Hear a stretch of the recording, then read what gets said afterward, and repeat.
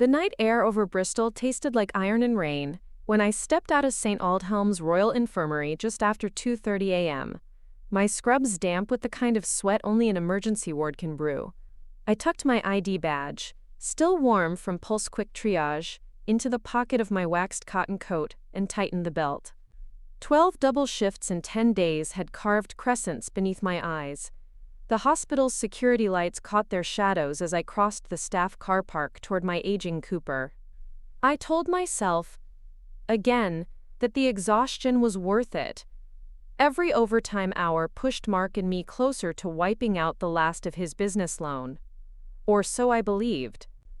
I slid behind the wheel, the seat cold and familiar, and flicked on the radio. A late-night host droned about a bank merger none of us had asked for, but I left him there, the voices filling the lonely car with something more than my heartbeat. Rain began to stipple the windshield, and the wipers dragged back and forth like tired sighs. The city beyond the glass blurred, Victorian terraces and student pubs melting into wavering watercolor, yet the route home remained tattooed on my muscles. Down White Ladies, past the Clifton Downs whispering under the moon, across the quiet river gorge where shadows pooled like secrets. Mark and I had bought our terrace on Fallow Row 3 years prior, when property prices dipped just low enough for dreamers and caffeine-fueled spreadsheets. The brick facade still wore wartime scars, a missing corner brick here, a faded shrapnel pock there, but the bones were honest. Honest was what we wanted. A place to grow basil on the kitchen sill, to paint nurseries when the time felt right. Yet honesty can fracture in silence. Lately, the house echoed when we were both inside, as if the hallways held their breath around us. I reached the street and saw our window boxes exhaling lavender, but Mark's blue VW Golf wasn't at the curb. My chest tightened. There were rational explanations. A late pint with his engineering crew, a breakdown, a surprise night shift at the prototype lab he loved more than sleep. I killed the engine, letting the headlights sweep the red brick steps. The front door remained closed, brass letterbox glinting. I told myself it was fine. Nothing was wrong. When you spend nights pulling cracked ribs from mangled frames as I had tonight, you learn the heartbeat of catastrophe. This was not that drum. Inside, the hallway smelled of dried paint and old wood polish. I slipped off my shoes, careful not to scuff the pine boards he had sanded with such meticulous pride last spring. The silence was ocean deep. No kettle whistle, no football highlights humming, only the clock above the understairs cupboard, ticking like a distant metronome. I hung my coat, willed my body toward the shower. Warm water peeled away blood flecks and disinfectant, but it couldn't wash off the sense that I had missed something obvious. A scent, a note, a phone vibration lost in the ward's lead-lined theaters. Afterward, wrapped in the robe Mark had gifted on our second anniversary, a robe that once smelled of cedar and safe arms, I padded through the house. The study door was ajar, lamplight pooling across the threshold. I nudged it wider. His drafting table lay strewn with schematics of carbon fiber struts, the pages curling like wilting petals. A mug of cold espresso stood sentinel, ringed by an aurora of dried crema. He had been here tonight, I realized. He had left in haste. I told myself to stop spiraling, to climb into bed, to trust the mundane explanation that would present itself at dawn. My body listened better than my mind. Upstairs, the landing creaked beneath my weight. The bedroom door stood open just a finger's breadth, the way Mark left it when he wanted night air. Darkness swallowed every corner, save a thread of city light leaking through the curtains and feathering the quilt. I inhaled, moved toward the mattress, and felt a strange gratitude that at least sleep would hold me. The shape beneath the covers looked like him, broad shoulders sloping into a lean waist, hair tasseled across the pillow. A low, steady breathing filled the space, rhythmic and unhurried. Relief loosened something inside my chest. I lifted the duvet's edge and slid in slowly, letting the mattress cradle me. My hip met warmth, his warmth, and I exhaled for what felt like the first time all week. The cotton sheets smelled faintly of bergamot and graphite. I shifted closer, reaching to brush his arm, to anchor myself in the certainty of our marriage. My fingers touched skin, cooler than expected, smoother somehow. Not Mark's lightly freckled forearm, but an unfamiliar plane devoid of the tiny scar near his elbow. Confusion pricked. Before I could retreat, the body beside me tensed, rolling half awake perhaps, yet the breathing didn't change. My pulse thundered loud enough that I feared it would wake whoever this was. Whoever this was. I froze. The room listened. Through the silence, another sound emerged, a different cadence of breaths from the far side of the bed, softer, catching now and then like someone stifling a giggle. There were 2 people in my bed. 2. Every muscle screamed to run, to flick on the lamp, to demand an explanation. But the years of training in trauma wards had drilled into me the value of stillness before action. Identify, assess, intervene. I steadied my breathing, slid my hand beneath the pillow where Mark kept his phone on charge. The cord was missing. Moonlight slipped between curtain seams and kissed the edge of a glass on the nightstand. Red wine, half full, beads clinging to the bowl. Neither of us drank red in bed. The moth-dark corners of the room felt suddenly carnivorous. My mind raced. Burglary? An elaborate prank? But no. These bodies were relaxed, entangled, comfortable. This was intimacy, not intrusion. A floorboard groaned downstairs as if the house itself recoiled. I flinched. The body nearest me inhaled deeply, and a sigh laced with contentment threaded the air. A woman's sigh. That was the second presence. The scent of floral shampoo drifted across. My heart quaked. I knew I should leave, call the police, confront them, something. Yet I lay there gripping the underside of the duvet, my throat a glass splinter away from shattering. The minutes stretched taut, my eyes adjusted. I traced the silhouette of an unfamiliar jawline, the softness of hair that was not Mark's chestnut but darker, maybe black. The woman on the far side murmured in her sleep, a name I couldn't catch. Outside, a siren wailed along the river road, fading into nothing. My life, our life, was doing the same in this very bed, disintegrating in silence. Memories barged in. The Thursday he came home with a lipstick smear he blamed on a bantering coworker. The forgotten date night because the prototype was at a critical stage. The way his phone lately lived face down on the table. Each recollection slotted into a mosaic whose picture I refused to see until now. My vision blurred, but I would not cry. Not here, not yet. I drew back fractionally, inch by inch, until cold air claimed the space I left. The bed springs whispered betrayal. The stranger shifted, murmured something unintelligible, but did not wake. I planted my feet on the rug, willing sensation into numb limbs. One step, then another toward the door. A single squeak of the hinge would betray me, so I balanced the handle in 2 fingers, easing the latch. Just before the corridor swallowed me, my gaze landed on the dresser. Mark's wedding band, which he never removed, glinted atop a folded hotel-branded laundry bag, one we had not brought home. Beneath it lay a business card embossed with a boutique estate agency logo I recognized from bus adverts, Anselm and Wren, luxury properties. My stomach lurched. We weren't selling the house, were we? He had sworn our roots were here. I stepped out, closed the door without sound, and leaned against the cool wall. My robe was still damp from the shower, clinging to my spine like a shroud. The realization sliced clean. My husband was not in our home tonight. 2 strangers were. And Mark's ring was on a dresser next to evidence of, what, a sale? A secret? My life, once a straight line across a calm sea, now twisted into a Mobius strip. I padded to the spare bedroom, pulled open the desk drawer where we kept the torch for power cuts, and flicked it on, shielding the beam with my hand. White light spilled across the duvet. The room smelled of fresh paint and forgotten dreams.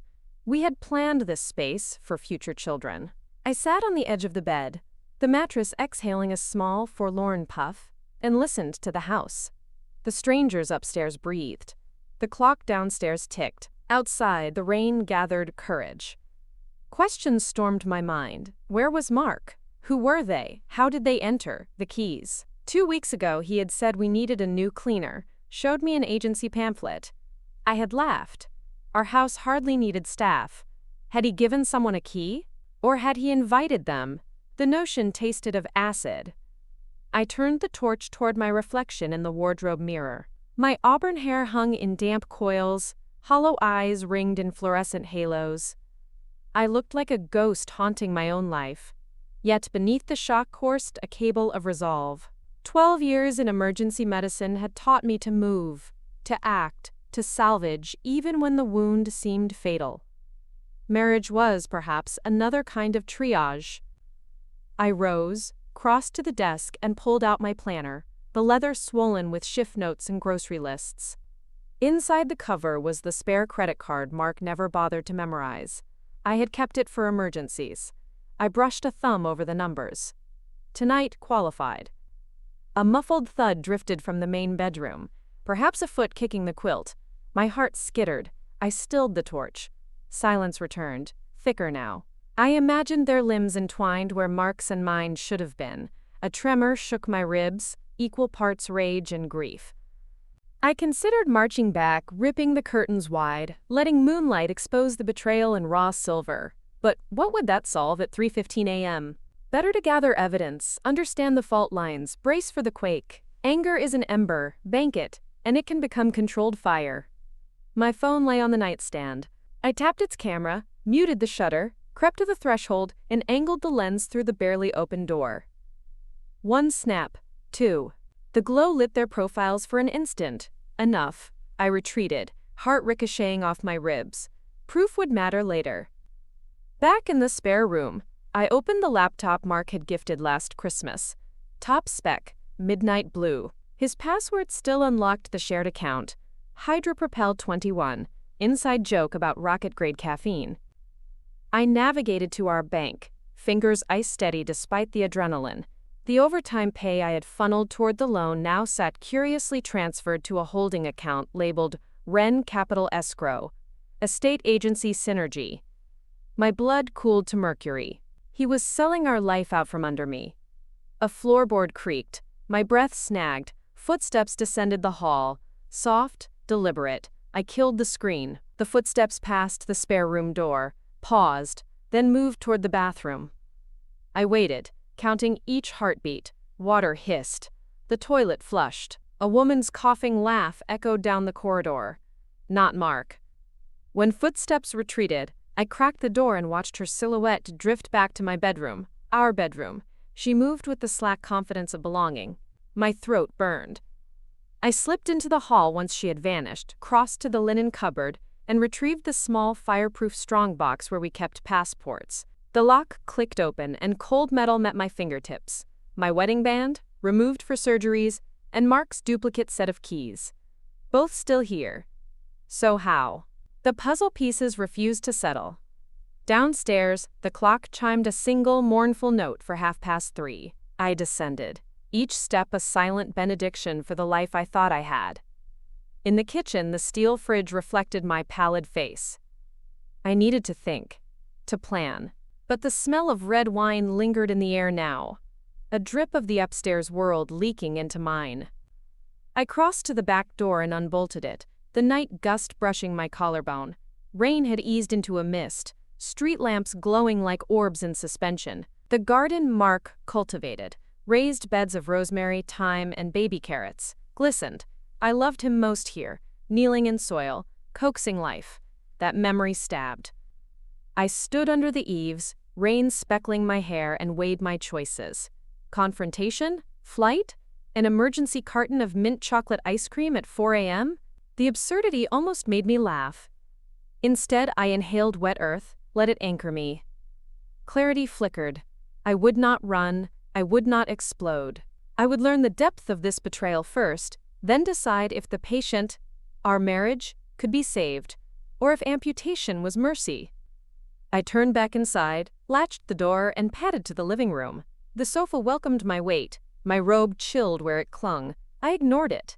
I pulled a throw blanket over my knees and opened the laptop again. If Mark had engaged Anselm and Wren, there would be digital traces, emails, listings, scheduled viewings.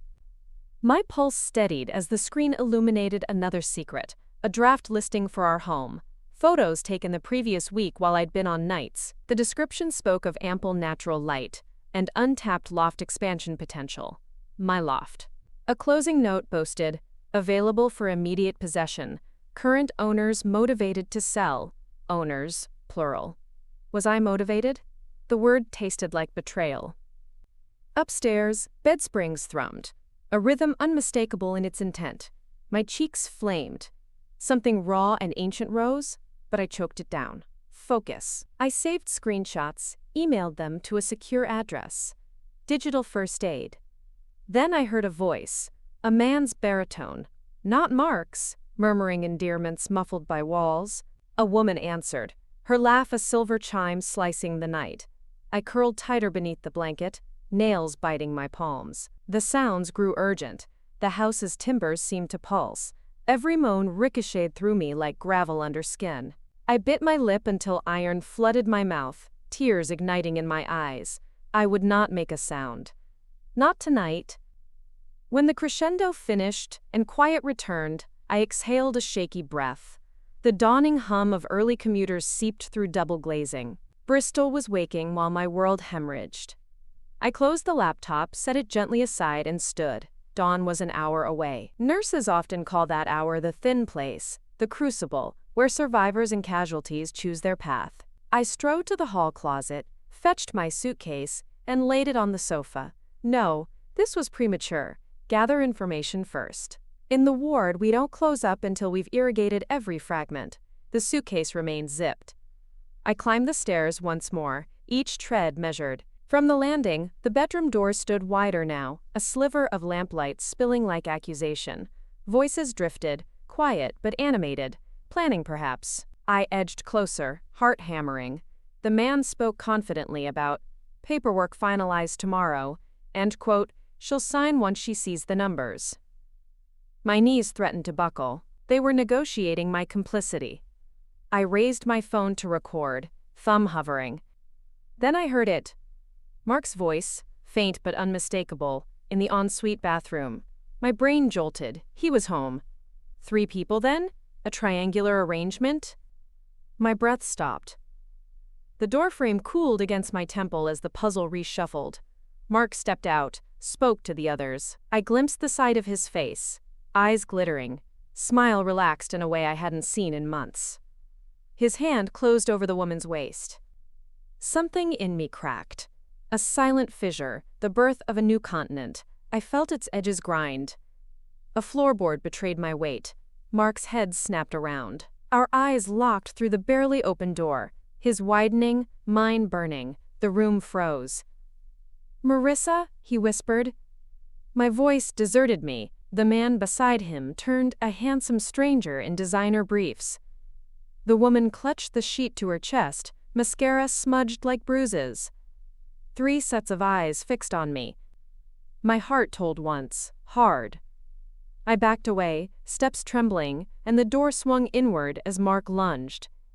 The hallway blurred. I spun, fingers slipping, legs numb. The landing's banister loomed. Behind me, Mark called my name, voice rough with something, a plea, a warning, or maybe simply guilt. I reached the top of the stairs, breath tearing from my lungs, and everything tilted. My foot missed the first step. Gravity seized me. I plunged into darkness, the world reduced to a single, endless second of falling. Before we jump back in, tell us where you're from. If this story moves you, please subscribe. Tomorrow I have a special story for you.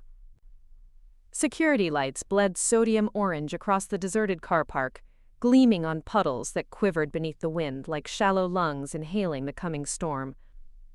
I hugged my coat tighter, letting its damp collar press against the flutter of my pulse, and forced myself toward the staff bicycle rack where my mud-flecked Peugeot waited. Each slow pedal stroke along the harbor road felt like excavating my bones from concrete. The silty smell of the Avon, the clack of chain against sprocket, the hiss of tires over slick cobblestones. The city slept behind shuttered terraces, but I could feel 100 different lives pulsing just out of sight, lives I had threaded back together tonight with adrenaline, sutures, and whispered promises they might see morning. My name is Andromeda Holt, Andy to my friends, Holt to my colleagues, Andy Love to the one man whose arms I expected to find warming my bed. I am 33, 5'7" on a day without gravity, and I wield scalpels more surely than small talk. Tonight, exhaustion drummed in my elbows, yet a jittery electric sense of foreboding clung to me like static. I chalked it up to overwork. Even so, when I coasted up Galliard Street, our Georgian terrace perched halfway up a hill, I dismounted in silence, lifting the bike onto the veranda instead of rattling it up the alley as usual. Rain ticked on the wrought iron railings like impatient fingernails. The front door creaked open beneath my key. The scent of old oak floors and lavender linen spray drifted toward me, familiar as pulse rhythms on an ECG. I closed the door with a soft click, slipped off my shoes, and padded across the hallway, careful to avoid the third board that always moaned. Somewhere on the landing, the grandfather clock chimed 3 muted notes, an hourglass sigh warning me that dawn lurked only a few breaths away. Nathan should have been asleep. His law chamber's Monday docket would demand sharp legal acumen, and he prided himself on iron discipline. Bed by 10:30, repeat clauses until perfect. My night shifts meant we sometimes passed each other like freighters in fog, leaving sticky notes on cereal boxes or voice memos spliced with yawns. Still, when our schedules aligned, we protected a simple ritual. I'd crawl beneath the duvet, let my fingertips map the planes of his back, and he would drowse awake just enough to intertwine our fingers. Wordless reassurance neither of us had drifted too far. Tonight the house felt crowded. Not noisy, exactly, rather a tension in the plaster, a hush coiled so tight it hummed. I towed along the corridor, lights off, letting memory guide me. At the threshold of the kitchen, a scrap of paper brushed my ankle, one of Nathan's briefing notes. I stooped. The memo was blank. No scribbles, no margins populated with his fastidious penmanship. Odd. I shook rain from my hair, shrugged out of my coat, and hesitated beside the staircase, listening. Floorboards above shifted. 2 sets of weight? A hushed giggle quickly smothered. The fragile hush cracked, and something inside me, intuition sharpened by a decade of reading vitals, spiked. The ghost of adrenaline from the trauma bay returned full flood. My breath slowed into controlled seconds as though I still had clamps to hand. I placed my palm on the banister. Cool, steady, ascended. A dim sliver of light leaked beneath our bedroom door, amber, low, not the bedside lamp, whose light bulb now glowed a soft daylight white. This was candlelight. Candlelight? Sweat blossomed at the nape of my neck. Candlelight meant intention, romance, or worse, performance. My mind flicked through patient histories. Cheaters who'd arrived to have rings removed from places rings were never meant to go. The stink of shame and cheap-scented wax. I inhaled slowly, pressing my shoulder to the wall, and listened. Voices. A man's baritone, Nathan's cadence, smooth and coaxing. Almost there, love, let it stretch. A second voice. Higher, breathy, feminine. Oh God, yes, just like that. My heart slammed once, a defibrillator against my ribs. But the third voice, low, ragged, masculine, answered, "Push harder, we're losing it." 3, there were 3. I could have turned, could have fled to the safety of ignorance. Instead, I released the breath, felt it spool into quiet fury, and pressed the latch. The door gave without sound. Candle stubs crowded the dresser, their flames jittering, perspiring wax-down mirror-flecked jars of massage oil. The curtains were half-drawn, Bristol's nightscape painting trembling halos on glass. Our bed, my bed, was a tangle of limbs under mussed sheets dyed coral by candlelight. Nathan knelt shirtless at the headboard, his tousled auburn hair a halo of betrayal. Beneath him lay a woman, early 20s, brunette waves cascading over my pillow. Her lace slip pooled at her waist, chest heaving. At her feet, a second man crouched like a supplicant, hands gripping her ankles. I knew none of them, except the man in the middle, the one whose surname I carried. The world pinwheeled. A nurse's brain is trained to triage. Airway, breathing, circulation. My airway collapsed into silence. Breathing grew shallow. Circulation? A frost tide surged from my lungs to my fingertips. No one noticed me. They were locked in a fevered ballet. I watched Nathan bend, kiss the woman's collarbone, then glance over her shoulder toward the other man. Their eyes met, a conspiratorial spark flaring. The stranger nodded, slick palms tightening on her calves. Nathan whispered, "Hold steady." I stepped forward. The floorboard I'd avoided earlier moaned, right here too. 3 heads snapped toward me in unison. Terror, shame, and anger blurred on their faces like wet paint. Nathan's mouth opened. "Andromeda!" The stranger straightened abruptly, fists balling as though facing a brawl. The woman clutched the sheet to her chest, eyes round as surgical lights. For a heartbeat none of us spoke. I could hear each candle hiss. My pulse drummed in my ears like a code. An ER nurse spends years learning to find calm within chaos.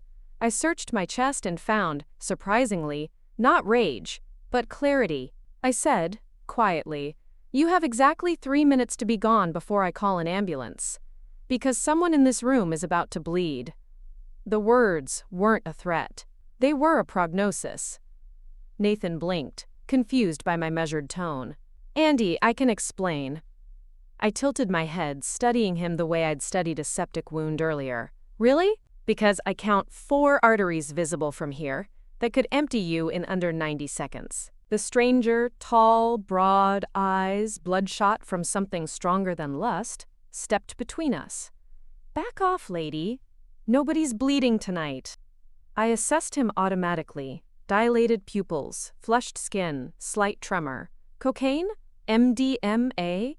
The alley of my mind mapped escape routes, improvised weapons. My stethoscope lay on the dresser, a syringe of saline from my pocket, candle wax, glass.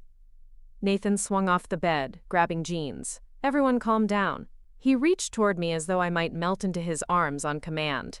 "Andy, love, you're tired." Tired isn't an alibi. The quake in my voice surprised me. It sounded like laughter strangled by tears. The woman began sobbing, thin shoulders shaking. Glitter smeared beneath her eyes. "Festival glitter," the stranger muttered. "She said he was single." Nathan's face blanched. "Olivia, don't."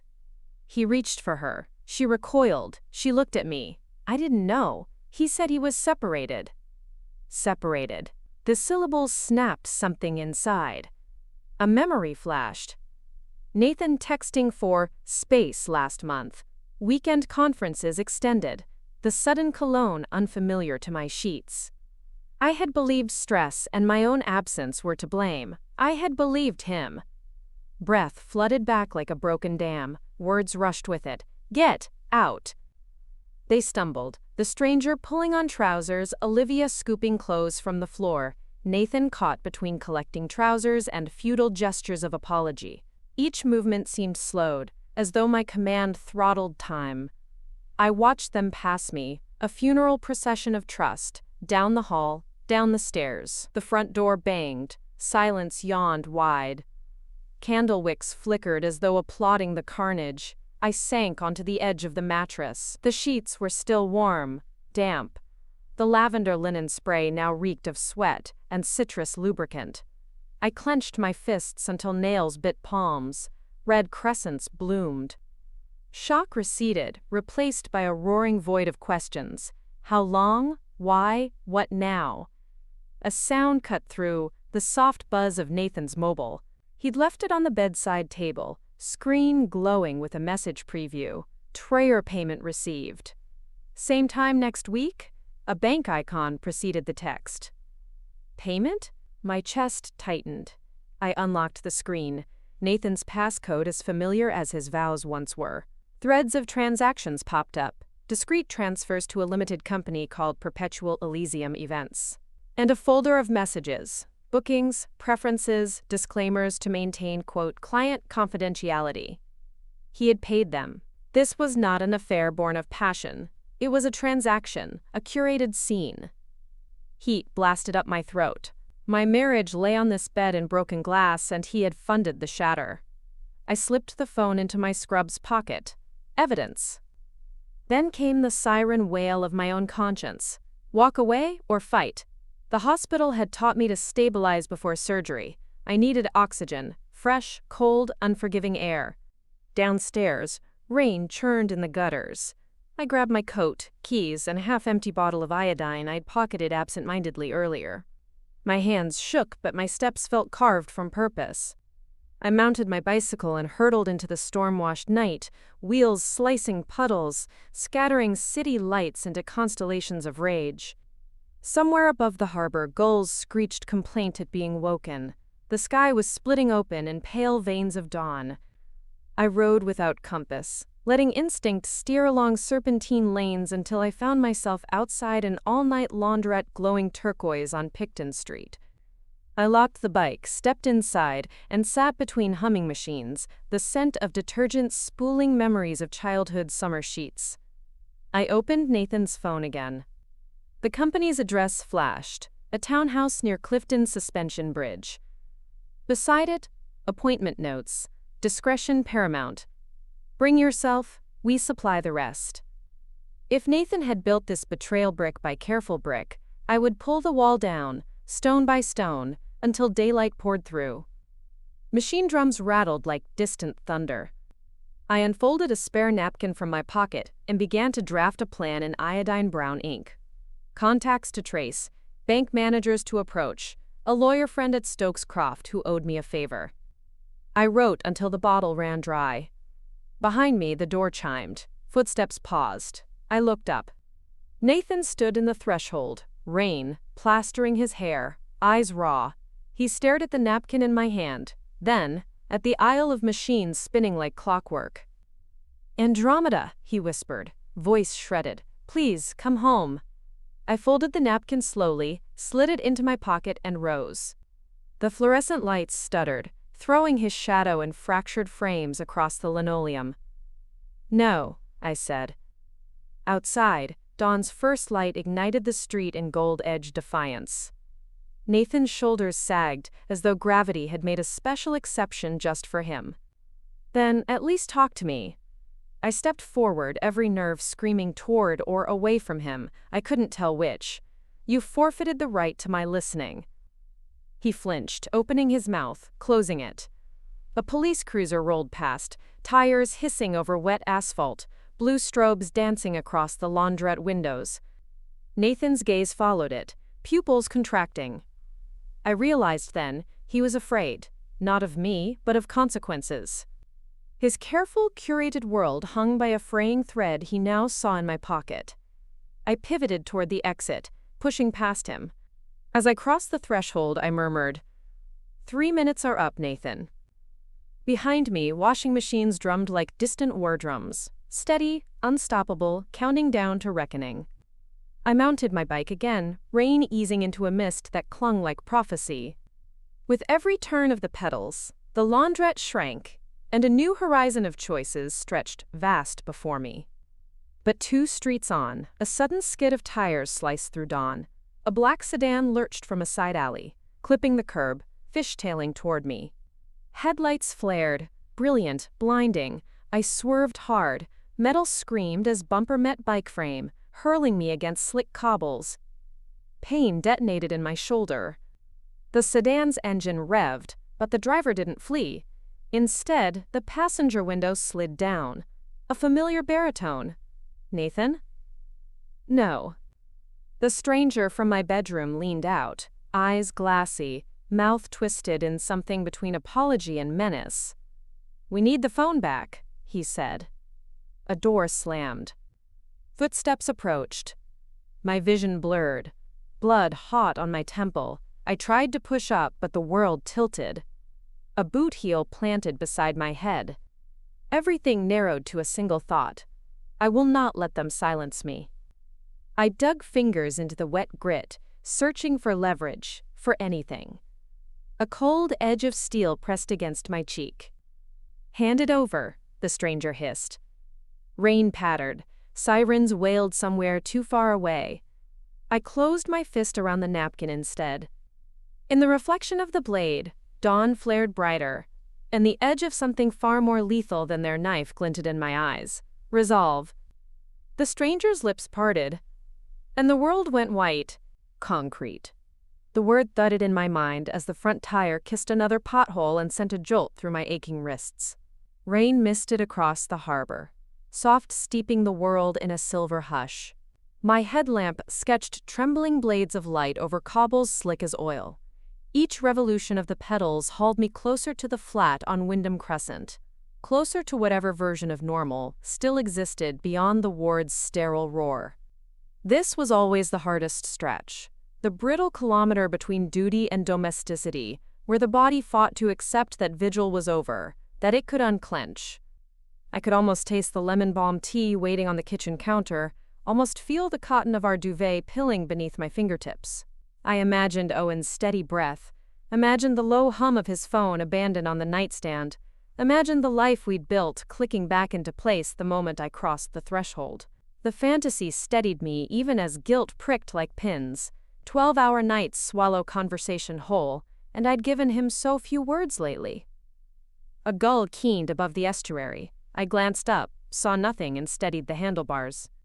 To my right, the water lay black as ink, barges and sleeping trawlers bobbing like silent punctuation marks.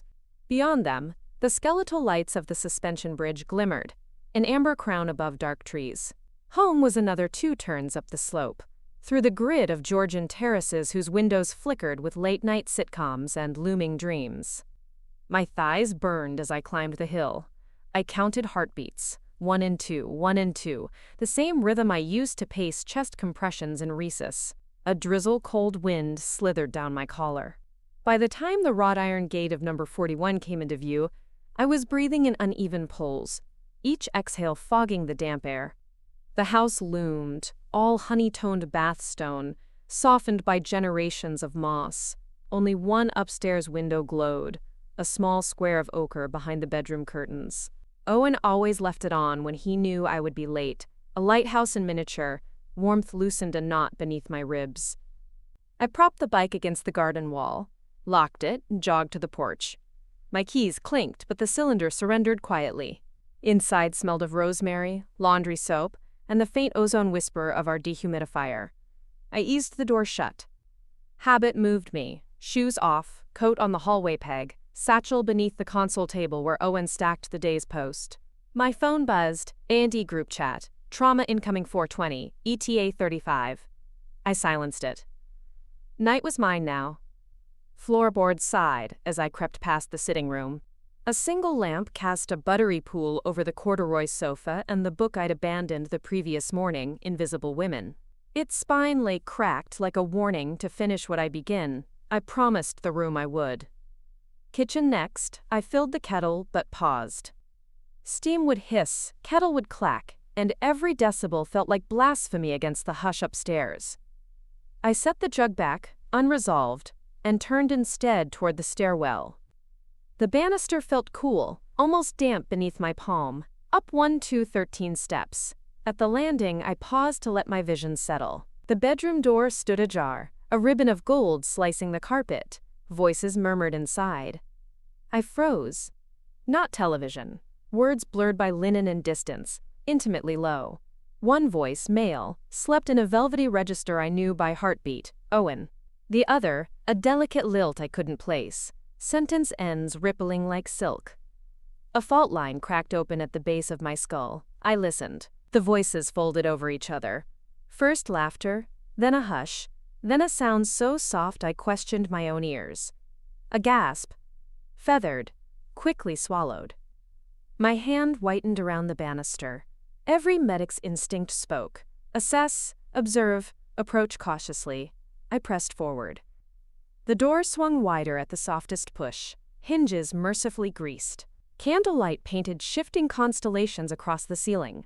Owen had lit the sandalwood votive I saved for anniversaries. Shadows bloomed and withered over the duvet where 2 figures reclined. Owen lay on his side, shirtless, his hand cupping the jaw of the woman half buried beside him. Her auburn hair spilled like wildfire across my embroidered pillowcase. Their foreheads nearly touched, breaths knitting in a private semaphore.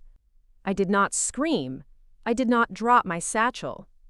Instead, training assumed control. Everything slowed, details magnified. The faint freckle constellation over his left clavicle, the indentation where my wedding band pressed against swollen knuckles, the wine-dark curve of her bottom lip trembling beneath his thumb. Time fractured. A dozen decisions orbited the void inside my chest. Confront, retreat, collapse, run. But one singular thought sliced through the static. He thinks I'm still at work. I stepped back into the hallway, breath trapped behind clenched teeth. My mind sketched escape routes. Guest room, shower, anywhere the night could absorb the shattering. But footsteps, a new pair, light, quick, approached the landing from the opposite direction. I whirled. There atop the second-floor stairwell that led to Owen's tiny study stood a boy of perhaps 8. Chocolate curls, framed eyes eclipsed by moonlight, and in his small hand a red toy car glinted. He looked at me as though I were a phantom, invading his midnight playground. My pulse ricocheted. The woman in our bed was not alone. Her child was here, awake, playing explorer in a stranger's home. A fresh slice of betrayal bled through my ribs. The boy's mouth rounded. Before he could speak, I pressed a finger to my lips. An instinctive hush. He mirrored it, lips trembling around a giggle. In that heartbeat of suspended noise, a maternal reflex flared. No child should witness this storm. Inside the bedroom, sheets rustled. Light shifted. I backed down the hallway, motioning the boy toward me. He padded closer, bare feet whispering over wool carpet. In the glow spilling from Owen's nightstand lamp, I saw the soft swell of his cheeks, the puzzlement knitting his brow. "Are you lost?" I whispered. My voice sounded alien, hoarse. He shook his head. "Mom says we're staying here tonight." The words landed like ice water. Staying implied planning, bags, toothbrushes. How many nights had I been stitched into trauma bays while a separate life unfolded under my roof? I swallowed. "What's your name?" "Finn," he breathed. "Mom's asleep." As if summoned by the confession, the murmur of voices in the bedroom ceased. Silence fell heavy, broken only by the kettle's forgotten click downstairs. Owen's shadow loomed on the wall as he rose. Instinct overrode paralysis. I gestured Finn toward the study. "Let's find you some juice, yeah?" His eyes brightened at the promise. He scampered ahead, toy car zinging low along the skirting board. Once inside the study, Owen's sanctuary lined with geological survey maps and the ammonite fossils he collected on Cornish beaches, I flicked the lamp switch. A low amber glow awoke dust motes in lazy orbits. Finn perched on the leather chair, swinging his legs. "Wait here," I urged. "I'll get that drink." He nodded solemnly as though entrusted with state secrets. I shut the door and leaned against it, palms flat, lungs ablaze. Outside, the bedroom door opened. Owen's voice drifted, thick with a tenderness I once considered mine alone. "Back in a tick, love." Footsteps advanced along the hall, slow, barefoot, unaware. I pushed off the door and moved to intercept. We collided at the landing's junction. Owen, startled, pupils dilating as they swallowed the sight of me in scrubs. In our hallway, when I should have been blocks away threading cannulas. Lydia. My name tasted poisonous on his tongue. I raised a hand, not to strike, though electricity crackled down my arm, but to halt the torrent of excuses already marshalling behind his eyes. "There's a child in your study," I said, voice low yet edged in diamond shards. He blinked. Realization dawned sluggishly, as though his neurons fought dense syrup. "Finn. Look, I can explain." "We'll get to that," I cut in, "after you tell the woman in my bed to dress. Now." Something in my tone reached a military part of his brain. He pivoted, stepped back toward the bedroom, but movement behind me, a creak, small, made him pause. Finn had cracked the study door, worry shining in those wide eyes. Owen's gaze flicked between us. A raw vulnerability flared. He cared for this child in some capacity beyond lodging. I drew a breath meant for war. 5 minutes, I said, downstairs. All of you. Then we talk. Owen's shoulders sagged as though marionette strings had snapped. He turned without protest. I shepherded Finn back into the study, fetched a carton of apple juice from the kitchen, and poured it into the enamel camp mug Owen favored on fossil hunting trips. The mundane act steadied my hands. Finn sipped noisily, gaze fixed on the tattered globe perched atop a filing cabinet. Mum says we might move to New Zealand, he announced between gulps. Do they have kiwis that can fly? My throat clenched. The birds can't fly, but the fruit can sail halfway round the world, I managed. He frowned, processing. Silly fruit. I almost smiled. Almost. But Owen's knock splintered the moment. We're ready, he murmured through the wood. I opened the door. The woman stood behind him, wearing one of my linen shirts cinched at the waist, scenting the air with sandalwood and something floral. Her posture was defensive yet proud, chin lifted. She extended a hand. Whether an apology or introduction, I could not tell. I'm Eliza, she said, voice soft but clear. I ignored the gesture. Parlor. Downstairs, the living room lamp spilled a gentle radiance. Owen perched on the arm of the sofa. Eliza sat, knees together, her palm resting on Finn's crown as he nestled close. I remained standing, arms crossed, near the doorway. Escape route secured. Seconds ticked like artillery. Owen cleared his throat. Lee! Lydia! This isn't… No cliches, I warned. Just truth. He swallowed. In school debates, he'd spoken with the assured cadence of future barristers. Now his voice wobbled like a tape stretched thin. We met in April. Her publishing firm contracted me for the Devon Coastline Survey. The explanation unfurled. Shared coffee after a storm-blown field day, phone calls that bled into nights. A friendship turned lightning when I doubled shifts for the new pediatric wing. I was lonely, he offered, like a bandage that could stanch arterial spray. I listened, unsmiling, as he confessed to hotel rooms, to weekends camping that were in fact city breaks, to the way Finn had wept when his mum's landlord served an eviction notice. Owen had offered our guest room as temporary refuge. Paperwork still pinned our mortgage to both names, so my consent had not been legally required. When he finished, silence pressed like a tourniquet. Eliza's eyes shimmered, but she held my gaze. I never meant to shatter. The road to hell, I said, is paved with people who never meant. Finn's head swiveled, child caught in crossfire.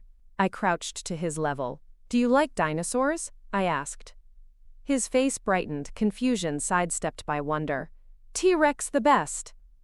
Guest room's wardrobe has a big plush one. Why don't you go rescue him before bedtime? I suggested. He looked to his mother. Eliza nodded. With a grin, Finn bounded off, toy car clattering behind. As his footsteps faded, I straightened. Only adults remained. Once I would have fought for us, I began, voice low, but you invited another life into this house without speaking my name.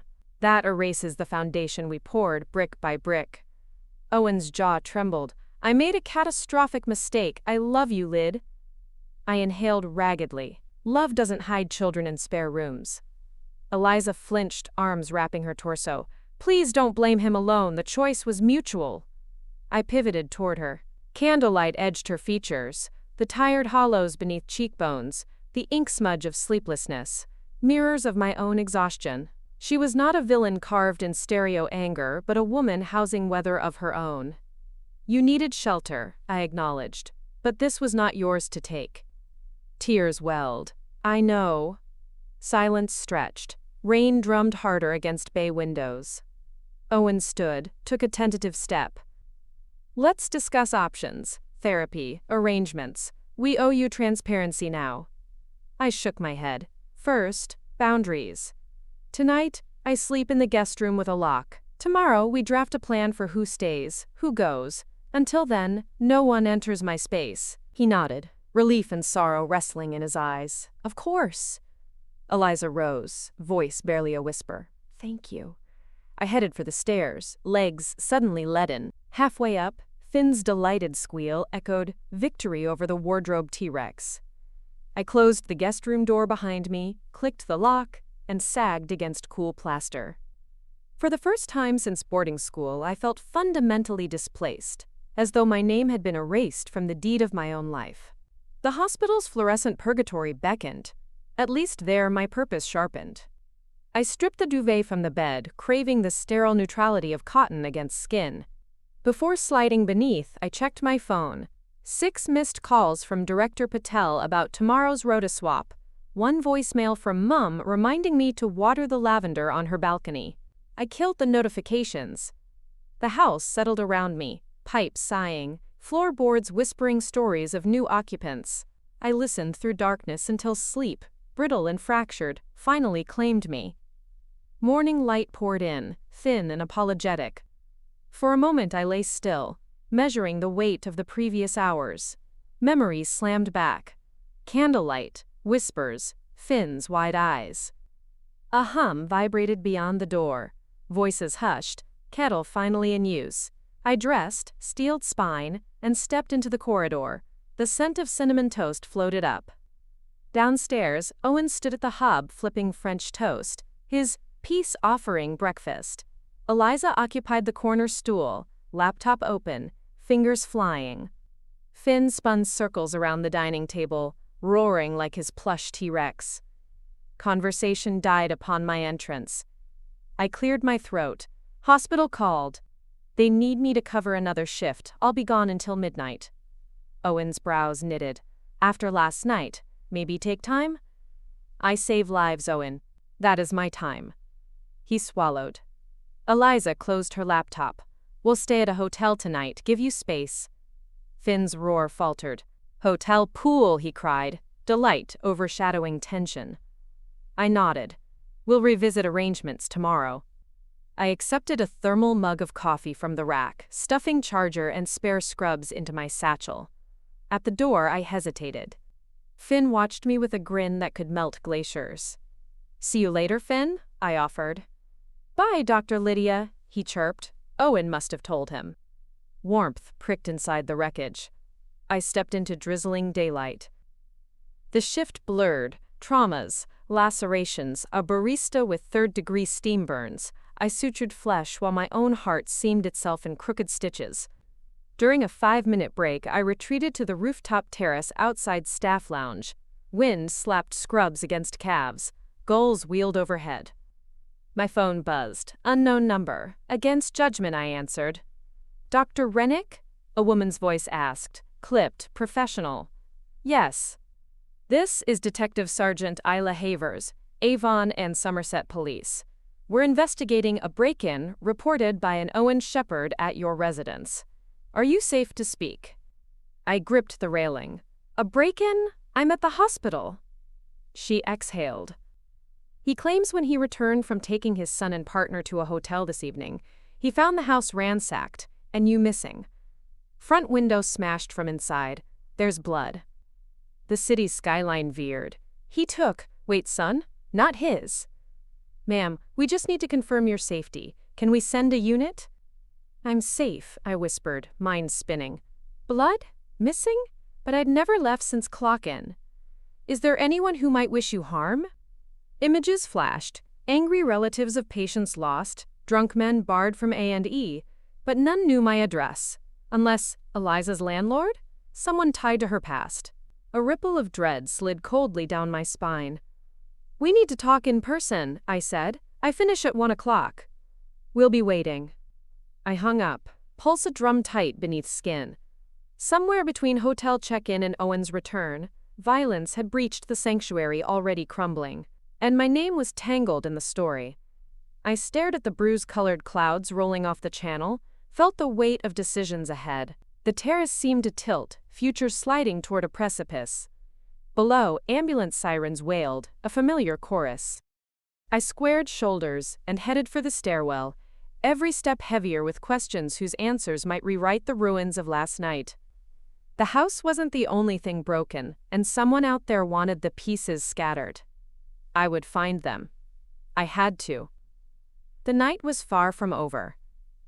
A sterile hum, that thin, relentless note the ventilators made when the ward quieted after the last drunken brawl or motorway pileup, still haunted the bends of my ears as I rolled the bicycle onto Wyndham Crescent.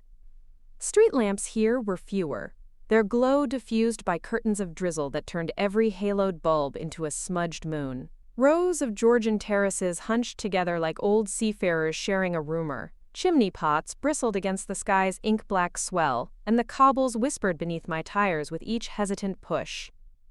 I had loved this neighborhood once. The harbor's brine, the distant clank of shipyards to the west, the way gulls called at dawn like broken trumpets, all of it used to feel like possibility. Tonight it felt like a prelude to disaster.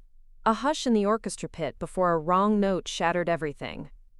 The Peugeot's front light coughed out one last flicker and died.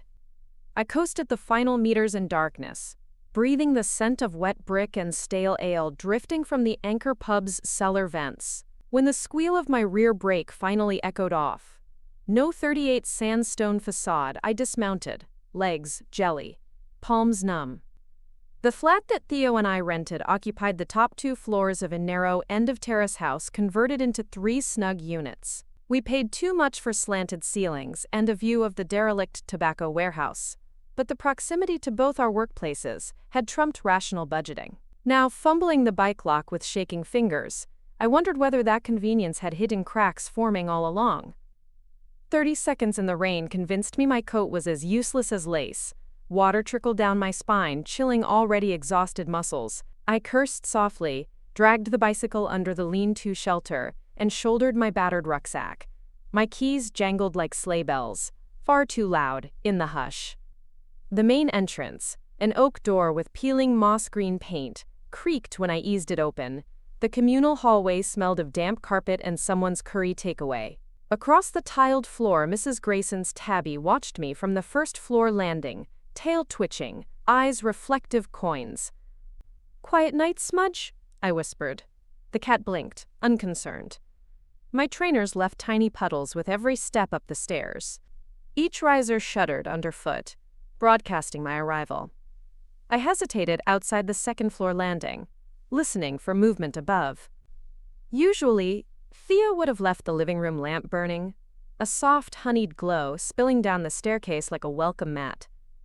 Tonight, only darkness greeted me. I checked my phone. 3:08. No messages, no missed calls. Theo's last text, received at 2012, still glowed on the lock screen. "Can't wait to curl up. Love you." I smiled despite the fatigue, thumbed the power button, and slid the phone into my pocket. Then I climbed. The top floor door, ours alone, bore a vintage brass dragonfly drawer pull repurposed as a knocker, Theo's quirky touch from a Sunday flea market. I quietly inserted the key, mindful of the rattling tumbler, and stepped into total blackness. The air inside was warmer than the hall, but it felt crowded, as though someone had argued here recently, and the words still hovered. I breathed in. Perfume, spicy, unfamiliar, interlaced with the faint scent of Theo's cedar beard oil and something else metallic, like hot electronics. "Theo?" I kept my voice a hush. No answer. I edged the door shut, toe-off shoes, and groped along the wall for the switch. Before I found it, a sudden creak in the floorboards down the corridor froze my hand mid-air. I wasn't alone. A dozen rational explanations sparred in my head. Theo up late working on another design proposal in the studio. He'd fallen asleep on the sofa and knocked a book to the floor. Maybe he'd invited one of his architecture colleagues to crash after drinks. But the perfume, sweet but with a dangerous peppery finish, wasn't any I recognized. Lightning flashed outside, filling the skylight with violent white. In that second, the hallway revealed itself. Coats on hooks, umbrella stand, Theo's boots haphazard by the radiator, my stethoscope draped over the mirror. Perfectly normal. Yet the storm's strobe left an after-image of a shadow vanishing at the far end, near the bedroom door. I swallowed, tasted copper. "Theo?" Louder now. Still silence. Maybe I was overreacting. 12-hour adrenaline swings could warp reality. I'd stitched men back from death, only to cry in the storeroom over a broken coffee machine. I made my feet move forward, one careful step at a time, hospital duty clogs traded for damp socks on hardwood. The corridor opened into the living area. Kitchen left, sitting room right. Streetlights seeped through slanted skylights, painting faint stripes across the sofa where knit blankets sat rumpled. Theo's laptop glowed in sleep mode, lid ajar on the coffee table. A mug of tea had formed a skin, spoon forgotten on the rug. The scene told me he'd been here. The still steaming radiator told me it hadn't been long. Another floorboard protested, this time directly overhead in the loft bedroom. I startled hard enough the mug rattled on its coaster. The loft was technically an attic with exposed beams, reached by a narrow staircase that rose beside the kitchen. We'd joked the steps were steep enough to double as a climbing wall. I crept toward them, eyeing the shafts of darkness above. Halfway up, a thread of laughter, low, masculine, slipped through the floorboards, followed by a whispered shush and a muffled giggle distinctly higher-pitched. My heart pounded so violently I pressed a fist between my breasts to subdue it. Was Theo watching something? No. Our Wi-Fi router sat at my feet, its indicator lights off. Power cut? But the hallway socket had hummed. I glanced back. The router's LED glowed steady blue, internet alive, so no streaming glitches. Only living, breathing voices. I forced myself upward. Each riser complaint ricocheted like a starter pistol. As my head crossed the ceiling line into the attic's orbit, moonlight bled through skylights onto the bed. The duvet shape looked wrong. Too wide, too many peaks. A laptop flickered open on the dresser, its screen showing only a paused slideshow of design mock-ups. No audio source.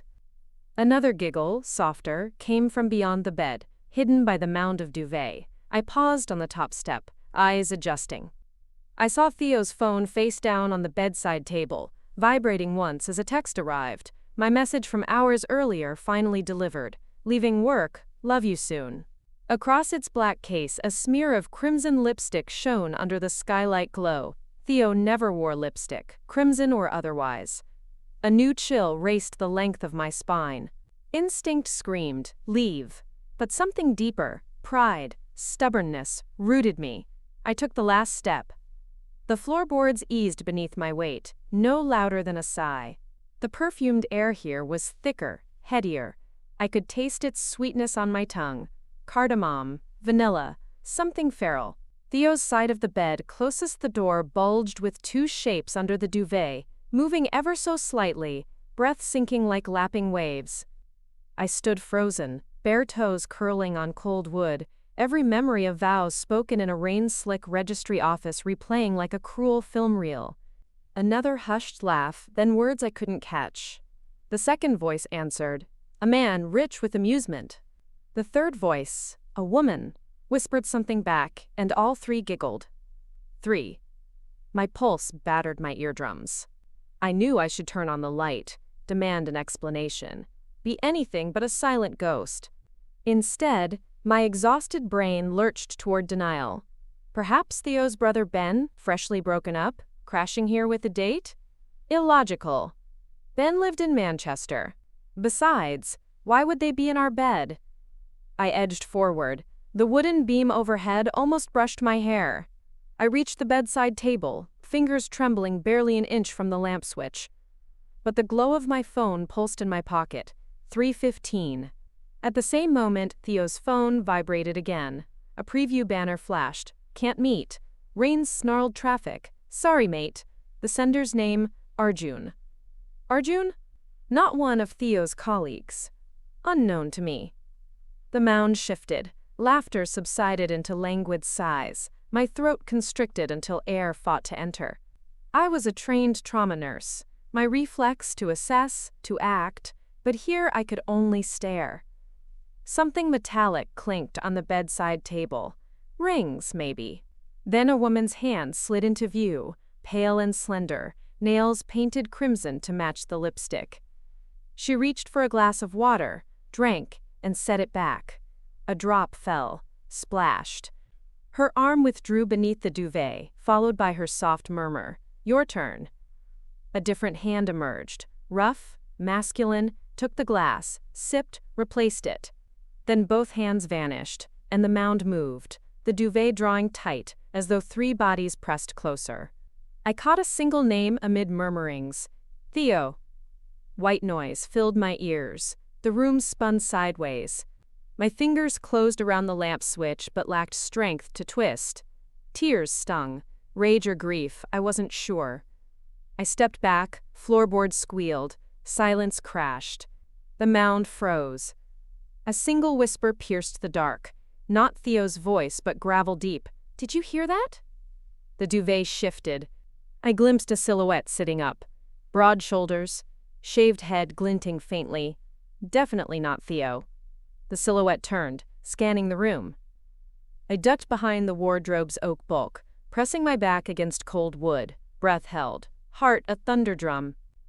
The stranger's weight creaked the mattress as he swung legs over the edge. I heard a thud, feet on floor, soft curse, sheets rasped. Another voice, Theo's, hissed. "Mate, what is it?" The unknown man replied. "Someone's here." Theo muttered something indistinct. The woman gasped, "Hide the light." Darkness reclaimed the attic. I squeezed my eyes shut, counted heartbeats. When I opened them, boot steps advanced across wooden planks. Closer. I retreated along the wardrobe until my heel found nothing. Top of the attic stairs. One wrong move and I'd tumble. I raised my hands, palms out, ready to shove if he lunged. But the footsteps paused. A harsh whisper. "Hey, chill." Winds rattling the beam. Lofts ancient. Theo, trying to calm him, the stranger grunted yet turned back. Mattress groaned as weight receded. I exhaled quietly, throat burning. My mind raced. Call the police? My phone, a glowing beacon in my pocket, might betray me. Confront them? My legs trembled like spent wires.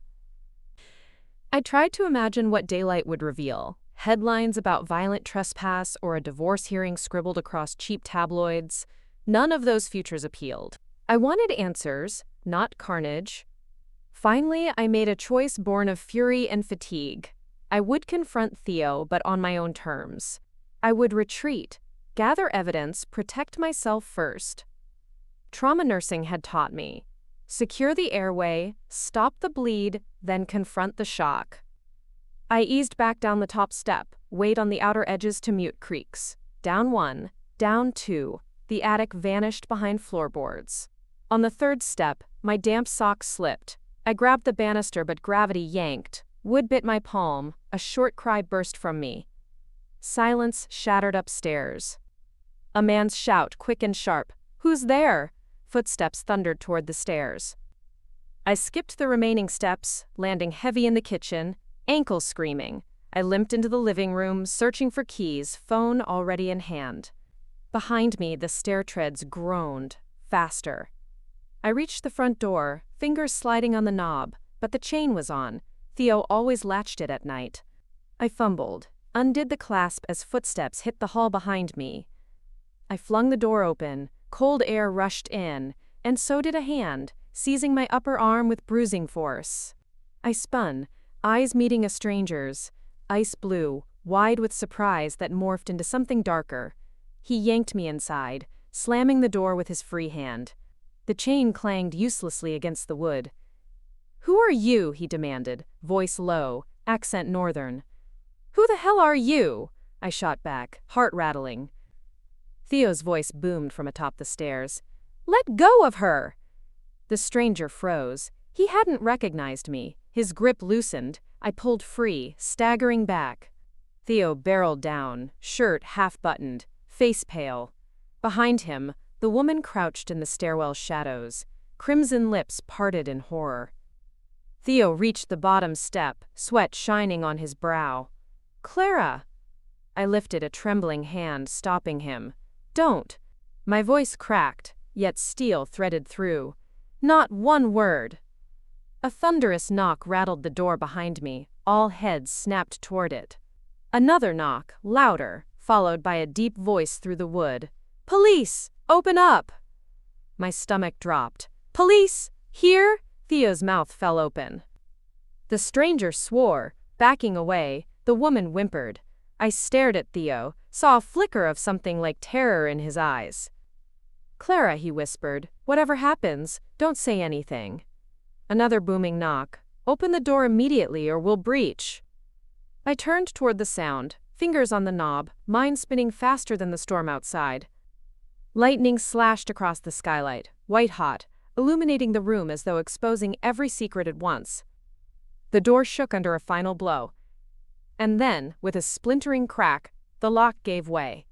Chimneys framed the moon like blackened teeth as I wheeled my bicycle through the narrow service gate behind our terrace, chain rattling in soft protest. I remember thinking how small the garden looked without Gareth's laughter in it. No midnight barbecues, no half-finished model gliders perched on the picnic bench, no hum of a soldering iron shaping circuits he swore would one day fly, only cold grass slick with rain, and the skeletal outline of our rose arch, glistening like a ribcage in the security light. I locked the bike, my fingers trembling not from fear but from an exhaustion so deep it felt ancestral. 4 liters of trauma ward coffee couldn't keep warm the chill that came whenever my hands stopped moving. I fumbled the keys, dropped them, heard the soft clink of metal disappear in wet soil, swore under my breath and crouched to search while my knees reminded me I had skipped dinner again. A distant church bell tolled 3. Somewhere farther off, a siren wailed like a wounded gull. Bristol never truly slept, but tonight it sounded as though it held its breath with me. By the time I found the keys, wedged against a broken garden gnome Gareth had bought as a joke, I wanted nothing except hot water, cotton sheets, and his steady breathing. The thought of him, home early from his software demo tour, curled my lips into a tired smile. He would pretend to be asleep, as always, just so I could pretend I wasn't terrified of the dark. He'd mumble some teasing nonsense about my ice-cold toes, and then pull me closer until the nightmares receded into the curve of his chest. That ritual meant everything. It was the one certainty in the chaos of my life. The back door opened on the 3rd try, swollen wood protesting in the damp. I slipped inside, peeled off my coat, and hung it beside Gareth's bright orange windbreaker. Funny how his colors always filled a room before he did. The kitchen smelled of bergamot tea and cinnamon toast gone cold. A single mug sat by the kettle, its rim kissed with a faint, lipstick-shaped stain. My own lips carried only chapstick. Gareth never wore lipstick. A flutter of unease lifted the hairs on my arms. I forced myself to breathe and set about the nighttime choreography. Kettle on, kettle off, mug in sink, tap running low so it didn't echo through the thin walls. Normal. Perfectly normal. Nothing to see here. The clock above the pantry clicked louder than usual, perhaps only because the rest of the house was too quiet. Even the radiators seemed to hold their warmth in cautious silence. Tiptoeing down the hallway, I avoided the creaking floorboard beneath the 3rd picture frame, the one with the Cornish coastline we'd hiked last spring. My hand brushed the paint-chipped banister as I climbed. Halfway up I paused, listening. A soft murmur drifted from the bedroom. Voices, low and indistinct, like lovers sharing a secret. My heart stuttered. Gareth's voice carried the lilt of Welsh valleys. The voice I heard now was deeper, almost gravelly. And there was laughter, light, feminine laughter, that definitely wasn't mine. I should have turned around, perhaps. Should have marched back outside, called a cab, spent the night at Jules's flat. But fatigue and curiosity tangled around my ankles, binding me to each stair. The carpet muted my steps as I reached the landing. Our door was ajar, a finger-width crack glowing with amber lamplight. I pushed gently until the hinges exhaled a sigh. Inside, shadows scuttled across the ceiling, cast by the bedside lamp. Gareth lay on his back, duvet pooled at his waist. His eyes were closed, brow creased in what looked like pain or pleasure. Beside him, propped on an elbow, was a man I had never seen, broad-shouldered, tattoos coiling up one arm like thorny vines.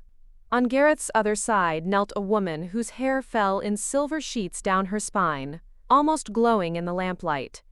Both strangers turned their heads toward me, synchronized as dancers. Their smiles were polite, expectant, as if I were late to my own surprise party. My mouth formed Gareth's name, but no sound escaped. Instead, the stranger's baritone filled the room. "You must be Karis," he said, the consonants rolling with a northern accent. Karis. Hearing my name felt surreal, like someone calling a childhood version of myself. I nodded, scarcely aware of the motion. The woman sat back on her heels, hands folded in her lap, her gaze gentle yet unblinking. Gareth finally opened his eyes. They were hazy, pupils blown wide as planets. "Love," he slurred, "you're early." "Early?" I managed, voice cracking. My scrubs still clung to me, damp and smelling of antiseptic. I felt like a ghost haunting my own life. The tattooed man chuckled, but it bore no mockery, more like amusement laced with pity. "He's had a rough go tonight. We were helping." "Helping?" I echoed, tasting copper on my tongue. My gaze snapped to Gareth's arm, a smear of blood at the crook of his elbow, a discarded tourniquet nearby, a syringe glinting beside the alarm clock. My medical brain fired on instinct. Pupils dilated, slowed respiration, needle marks, opioids. But Gareth didn't use. Gareth hated even prescription painkillers. The woman spoke softly. "Sometimes the body begs for release, Karis. We provide comfort." Comfort. The word twisted. I stepped closer, pulse hammering. "Who are you?" The man inclined his head. "Call me Rowan, this is Elowen." Both names old, Celtic, rooted in soil and folklore. Gareth invited us. Gareth's eyes fluttered. His lips moved around syllables I couldn't catch. I reached for his hand. It was cool, clammy. Panic flared. Nurses' alarms ringing in my skull. "Gareth, what did you take?" Rowan placed a firm hand on mine. "He's not overdosing, the dose was measured."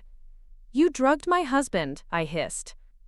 Elowen shook her head, silver hair whispering across her shoulders. "He chose a different path tonight. One you too will walk if you're willing." I yanked my hand free and scanned Gareth's face. Tears blurred my vision. "Gareth, talk to me." His eyes focused for a split second. "Trust them," he breathed. "Trust me." Something in his voice, an edge of desperation, cut deeper than any scalpel. He wasn't coerced, he was complicit. But why? Rowan gestured to the foot of the bed. "Sit, hear the offer." I hovered in limbo, muscles taut. Every protocol I'd ever learned screamed to call an ambulance, yet raw instinct begged me to stay. The hospital had taught me to fight death. Tonight I feared a different enemy, something ancient, seductive, hiding behind Rowan's steady gaze. I sat, the mattress dipped under my weight, and Gareth's hand found mine. His grip, though weak, conveyed an apology and a plea. Rowan began. "We are custodians of thresholds, Karis. Some doors open only for those willing to surrender what no longer serves them. Gareth told us about your fear." "My fear?" I whispered. Elowen's eyes glimmered. "Nightmares of failing your patients, the terror of silence after the flatline, the weight of every life you couldn't save." Heat flushed my cheeks. How did these strangers know the private horrors that gnawed my sleep? Gareth, he must have told them. But when? Rowan continued. "We offered him a gift, a moment outside the linear cruelty of time, where pain unspools and leaves only clarity." "Drugs," I spat. "You numb it." "Drugs are crude," Elowen said, almost amused. "We deal in something purer." Rowan reached inside a leather satchel and withdrew a small glass vial. Inside swirled a luminescent liquid, colors shifting like aurora under skin. It pulsed once, in sync with my heartbeat. "One drop on the tongue," he said, "and the boundary between memory and possibility dissolves. You can choose the moment that defines you and remake it." Remake it. The lure sliced through my skepticism. I thought of Mrs. O'Connor, the stroke patient who seized in my arms as I fumbled for the right dosage. I thought of Tomas, the teenager from the motorcycle crash whose helmet lay split like an eggshell beside the gurney. What if I could rewrite their endings? What if I could sleep without hearing the Reaper's tally in every pulse oximeter alarm? "This is madness," I whispered, yet my voice trembled with a hunger I couldn't hide. Rowan leaned closer. His eyes, hazel flecked with gold, seemed impossibly deep. Madness is repeating the same suffering, expecting solace. This is choice. Elowen offered the vial, her porcelain fingers steady. A single drop. Share Gareth's journey. Afterwards, decide together whether to keep the memory or return it. I stared at the shifting light within the glass. Part of me, scientist, healer, skeptic, wanted to snatch it, run toxicology, expose the charlatans. The other part, bone-tired mourner of the living, craved absolution. Rain drummed against the skylight. Gareth squeezed my hand again, a silent benediction. "Please," he managed, "see what I saw." My breath hitched. I reached out. The glass warmed against my palm like heartblood. I uncorked it. The scent, impossible to name, was simultaneously jasmine at dusk and salt on a newborn skin. I tipped it toward my tongue. A paradox of sweetness and heat blossomed through my veins. The bedroom tilted, colors deepening until every photon sang. Rowan and Elowen faded to silhouettes outlined in rose-gold fire. Gareth's eyes met mine, pupils now mirrors of nebulae, and then I was elsewhere. The first thing I felt was grass between my toes, cool and dewy. Dawn light bathed the landscape in watercolor pastels. Ahead lay St. Aldhelms, but not as I knew it. Instead, the hospital shimmered glass clean, unmarred by graffitied bricks or budget savage scaffolding. The air hummed with birdsong and distant laughter. A memory. Yes, I realized. This was the morning I first reported for my residency. Before my hands learned tremors, before my eyes learned grief, I stood on the path, reliving the shy thrill of that young woman who believed hard work alone could defeat death. But I could also feel Gareth behind me, though I had not met him then. He stepped into view, wearing the same pajama bottoms from our bed. "Pick a moment," he said, smiling. "Let's mend it together." I turned. The sun painted amber bars across his face, and in that light I saw a truth I had always missed. Gareth, too, carried ghosts. The needle mark on his arm wasn't weakness. It was sacrifice. He had traveled this memory realm to understand my sorrows. I swallowed. "I want to save Mrs. O'Connor." Gareth nodded, then stepped through. He pointed toward the hospital doors, which now gleamed like gates of polished bone. We walked, fingers woven. Inside, corridors rearranged at our will, ushering us to the stroke unit. Time here comported itself like a polite host, bowing left and right. Monitors stood silent, awaiting instruction. There she was, Mrs. O'Connor, cheeks still flushed with fear, eyes darting for rescue. I approached, heart pounding. In reality, I had hesitated, miscalculated dosage, lost her within minutes. But this time I recalled every lesson clearly. My hands moved with orchestral precision. The drip flowed. Her spasms subsided. I watched her chest rise steady as surf. Tears blurred the scene. Gareth squeezed my shoulder. "Keep going," he whispered. I spent hours, seconds, rewriting tragedies. Tomas rising from the gurney with only a fractured wrist. Baby Alina, breathing unaided while her mother sobbed relief. Old Mr. Whitcomb waking from coma to joke about hospital custard. Each success knitted a rent in my soul. Joy, pure and effervescent, filled the chambers once colonized by dread. Yet as the victories stacked, the world around us began to dim. Walls lost texture, colors faded like a photograph left in sun. Rowan's voice echoed from a distance neither near nor far. The realm demands equilibrium. Each life restored takes weight from the tapestry elsewhere. A tremor shook the floor. Alarms I did not recognize blared. I turned to Gareth, whose smile had collapsed into dread. "We have to go," he said, voice quivering. "Not yet," I begged. "Just one more." The floor cracked. Darkness pooled like ink. Elowen's voice followed. "Return, or be unmade." Gareth grabbed my wrist, and the world inverted. I gasped, awake on the bed. Lamplight, bedroom walls, rain, everything real again. My heartbeat thundered. Rowan leaned above me, concern furrowing his brow. "What happened?" I pleaded. "You lingered," Rowan said. "The realm is merciful, but balance is law." Gareth's body shook in silent sobs. "I'm sorry," he whispered. "I thought we could fix our hurts." I cupped his face. "We did, a little. I'm holding on to that." Elowen sighed with relief. "Then choose, Karis. Keep the memory and its cost, or let it fade by dawn." I looked at Gareth. I thought of the lives I had touched in that memory, even if only illusions. Then I thought of the weight Rowan spoke of, the cost paid elsewhere. My answer formed slow as dawn. If it fades, will we forget tonight? Not all, Rowan said. You will remember the choice, not the details. Gareth trembled, fearing my decision. I inhaled, savoring the scent of our linen, the storm outside, the fragile wonder lacing the air. Then let it fade, I said, because I'd rather carry the real pain together than risk stealing life from someone else. Rowan's eyes softened. Elowen kissed my forehead. Wise, she murmured. They packed their satchel. The vial, now colorless, clinked shut. Rowan opened the door. We will return if called, he said. As they left, Gareth collapsed against me, sobbing. I held him, whispered nonsense, until exhaustion dragged us toward sleep. But just as my eyes closed, the bedroom window rattled. Once, twice, thrice, though the wind had died. I turned. A silhouette perched on the sill, jagged wings folded tight.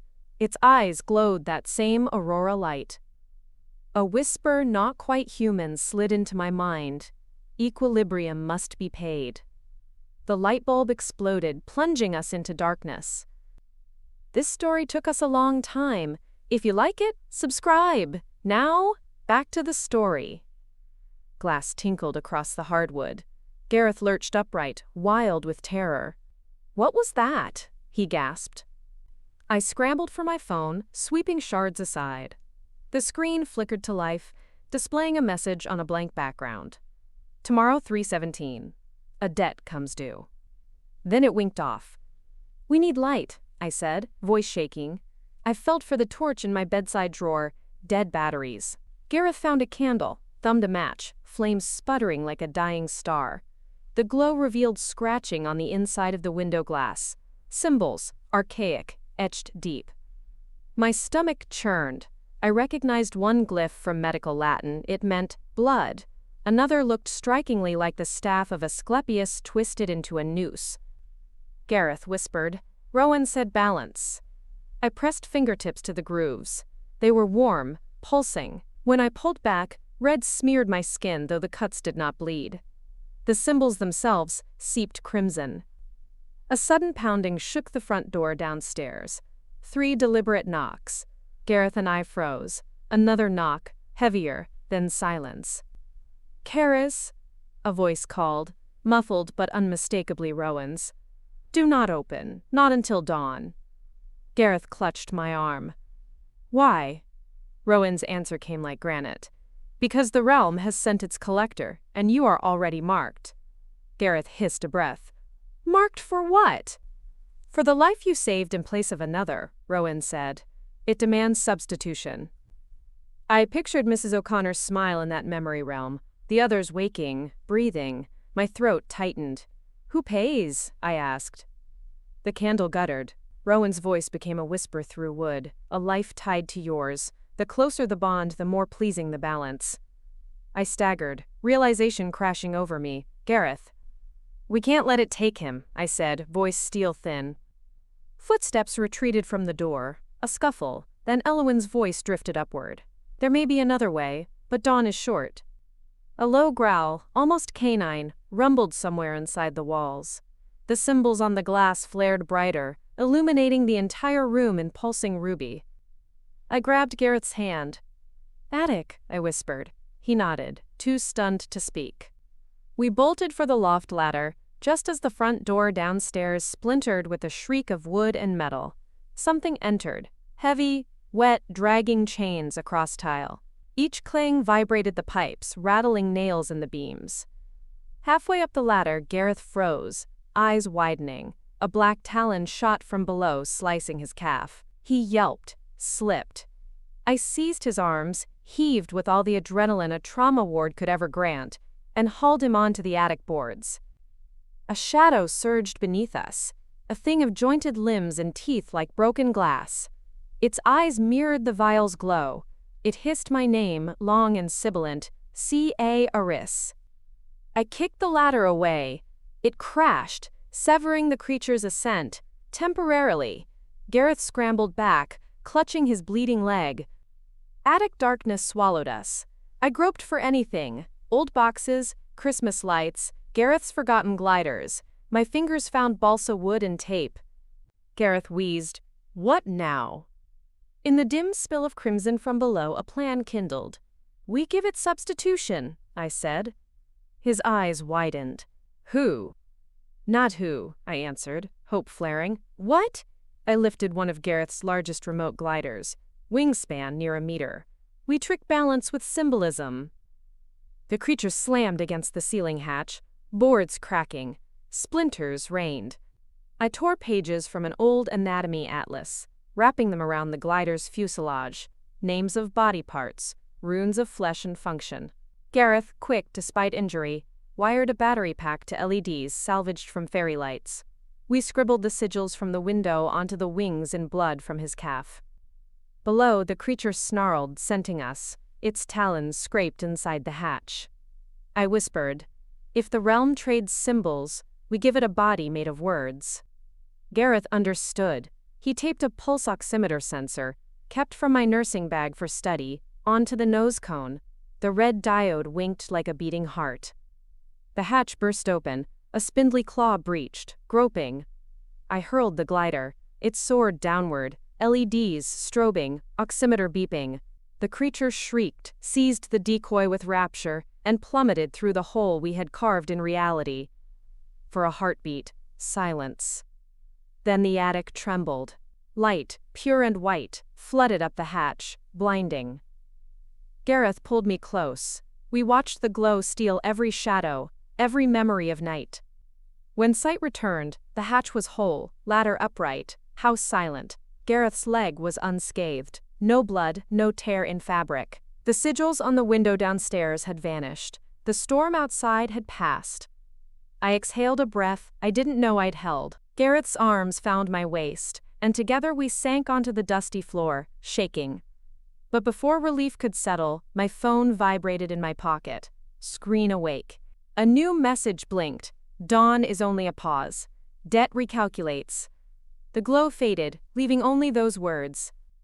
And somewhere beyond the walls, a choir of distant sirens began to sing. Pain. Rain misted onto the slate path, each droplet glassing the pale stones like tiny lenses capturing my unrest. My fingers, still stiff from the inoculations I'd administered hours ago, brushed against the gate latch, and I hesitated, half expecting Gareth's rumpled figure to emerge from the kitchen, his grin as crooked as the half-used coffee mug he always left behind. But the door remained stubbornly closed, and the house breathed out an ominous hush as I pressed my palm against the faded oak door, the grain rough beneath my fingers. Every muscle in me tensed, recalling the way Gareth's coffee mug always warmed the edge of the counter before he retreated into the night workshop. But tonight, that warmth was gone, replaced by the static chill of unanswered questions. I exhaled, the sound loud enough to echo across the empty hallway, and turned T. Slipped into a hush as I turned the knob, expecting the familiar creak that always welcomed me home. Instead, the door resisted, as if bolted from the inside. My heartbeat steadied into a slow drum of disbelief. I pressed my shoulder against the wood, feeling its cool grain under my coat sleeve, and gave it another push. Just a crack of motion. Inside, shapes shifted in the soft glow of the landing light, long shadows cast by furniture I barely recognized. My breath caught. Something was different. The photograph of Gareth and me over the fireplace was gone, replaced by an empty frame that stared back at me like an accusation. Tape residue clung to the wallpaper in serrated lines, mirroring my frayed nerves. I nudged the door wider, stepping inside and dragging my coat off in one fluid motion. The hallway was stripped of its warmth, each step echoing against the walls. Shoes that weren't mine, heavy leather boots, lined the sideboard. My pulse thundered against my ribs. I sank my fingertips into the pocket of my coat, where my phone vibrated. No missed calls, no messages, only silence. My mind raced back through the last 24 hours. The code blue on Ward 3, the frantic charge to stabilize a gunshot victim, the whispered prayer I mouthed when his vitals finally steadied. the way the resuscitation team patted my back like I'd pulled them back from the brink. I'd pulled so many back from the brink, but this was something I couldn't remedy with a dose of adrenaline or a scalpel. Footsteps creaked above. The study, where Gareth holed up with schematics and blueprints, held his secrets. And perhaps, answers. I moved toward the staircase, a silent plea on my lips. A sudden clang from the kitchen froze me mid-step. The lamplight spilled around the corner in fractured beams as I crept forward, every nerve alight. Whatever I found next would change everything. Before we crack the study door, tell us where you're from. If this story moves you, please subscribe. Tomorrow, I have a special story for you. I advanced toward the study door on tiptoes, each footfall a confession of dread. The fragrance of stale coffee, Gareth's ritual fuel, hung in the threshold, mingling with an undercurrent of ozone, as if machinery had overheated recently. My hand hovered above the ornate brass knob, pulse sponging each heartbeat through the blood pounding in my fingertips. With a controlled breath, I twisted the knob. It yielded with a hesitant groan, like a hinge awakening from slumber. The door swung inward on creaking hinges, revealing a room drenched in shadows and punctuated by the electric hum of monitors I hadn't installed. Blue light filtered through half-drawn blinds, striping the mahogany floor. A bank of screens glowed in the corner. One showed surveillance footage of our own living room. Another displayed schematics I recognized from Gareth's prototypes. Drones with retractable arms, encrypted in military-grade code. He'd been designing more than model gliders after all. A cylindrical device rested on the desk, titanium shell engraved with Cyrillic letters. My breath hitched. Gareth had never picked Russian code over his native English. Why now? I leaned in, reading the inscription. Zaporate. Forbidden. My stomach convulsed with questions. A rustle behind me jolted my spine into warrior alert. I spun, instincts honed from years of ER trauma flaring. Standing in the doorway was a silhouette. Broad shoulders, squared stance. The man I saw in that peripheral glimpse hadn't been Gareth. The chin was too strong, the shoulders too wide. He stepped forward, and the truth unfolded in the amber glow of the desk lamp. And then, the power sputtered, plunging us both into darkness. A single click echoed as metal locked behind me. Let me know when you're ready for part 10, and I'll continue from the very last word. Within the study, the soft glow of a desk lamp carved a sculpture of dust motes, dancing in midair. The walls, usually cluttered with blueprints and Polaroids of remote gliders, were emphatically bare. My heart stuttered as I neared the central table. The scattered schematics that once mapped Gareth's clandestine projects were gone, except for a single sheet taped to the desk's edge, a grainy photograph of my ID. Background: a digital timestamp stamped July 17, 2025, 24 hours earlier than tonight's eerie crescendo. The image captured me slipping into my flat, oblivious to the undercurrents shifting in my own home. Underneath, a hastily scrawled note read, "See you soon, Amelia." My breath caught, my own name scrawled in a curve I didn't recognize. Stomach tightening, I lifted the photograph and pressed it to the lamp's glow. The ID badge I'd worn pinned through the corner looked incongruous, as though someone had tried to prove a point. You are being watched. My eyes flicked to the laptop perched on the mahogany desk. Its screen pulsed with life, waiting. I moved closer, every step measured. The login prompt stared up at me, but the password field was already filled.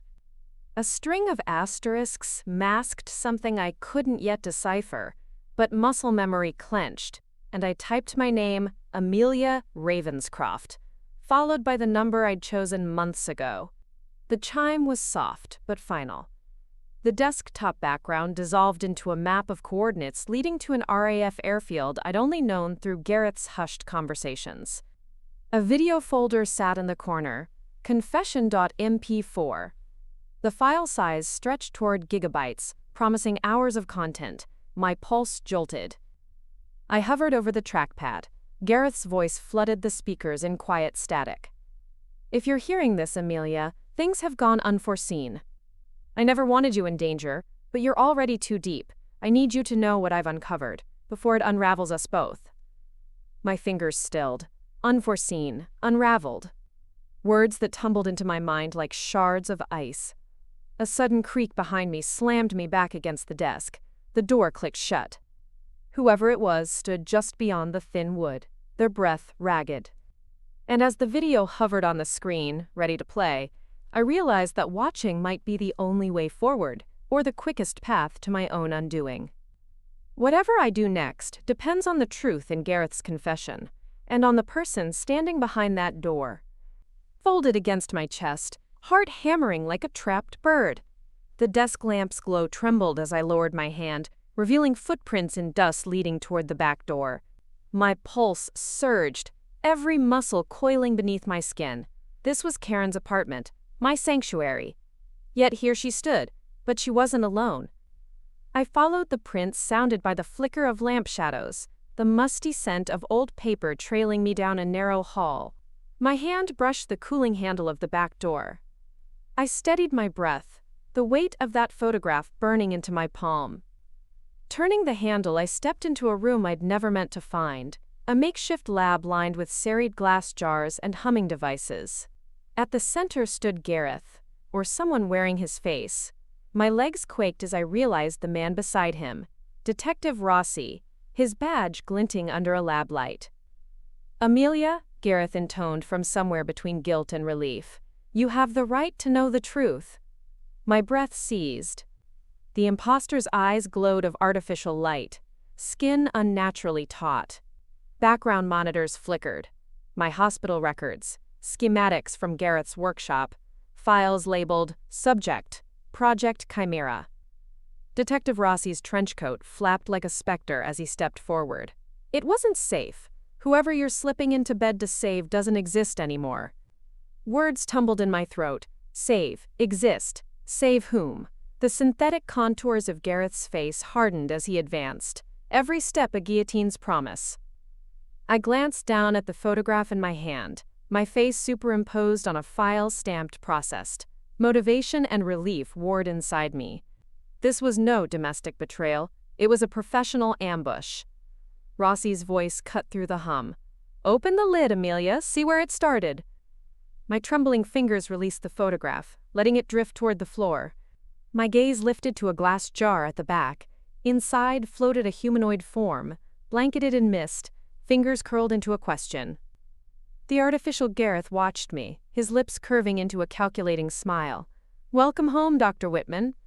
Silence fell, broken only by the electric drone. The truth loomed, a chasm threatening to swallow everything I thought I knew. 2 more great stories are next. Don't miss them. Subscribe and turn on notifications.